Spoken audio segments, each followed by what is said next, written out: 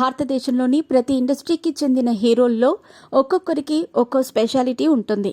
ఇలా తెలుగులో ఉన్న హీరోస్ ఆల్మోస్ట్ అందరికీ కూడా ఏదో ఒక రకంగా మంచి ఫాలోయింగ్ ఉన్నవారే ఉన్నారని చెప్పాలి.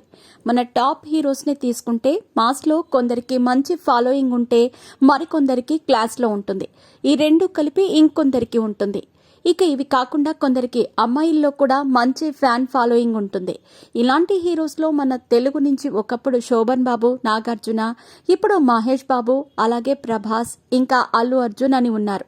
అయితే వీటితో పాటుగా ఇంట్రెస్టింగ్గా పవర్ స్టార్ పవన్ కళ్యాణ్కి కూడా మంచి ఫాలోయింగ్ ఉంది. పవన్కి ఒక్క మాస్లోనే అనుకుంటే లేడీ ఫ్యాన్స్ కూడా భారీగానే కనిపిస్తారు.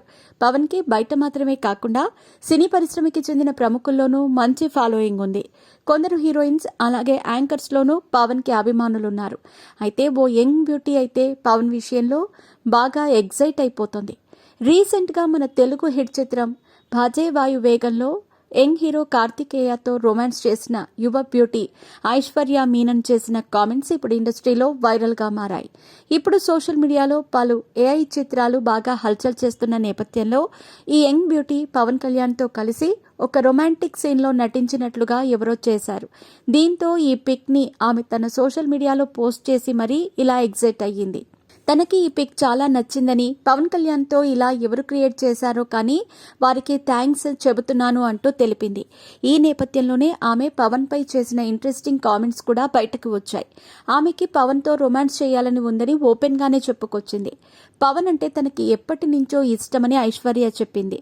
ఖుషి సినిమాను తెలుగు, తమిళ్లో చూశానని, తనకు అందులో పవన్ నటన ఎంతో ఇష్టమని ఆమె తెలిపారు. తనతో ఒక్కసారైనా స్క్రీన్ షేర్ చేసుకుంటే బాగుండు అని ఎప్పటి నుంచో అనుకుంటున్నట్టుగా ఐశ్వర్య చెప్పారు. మొత్తానికి పవన్ అంటే పడి చచ్చిపోయే అభిమానుల లిస్టులో ఈ యంగ్ హీరోయిన్ కూడా చేరిందనే చెప్పాలి.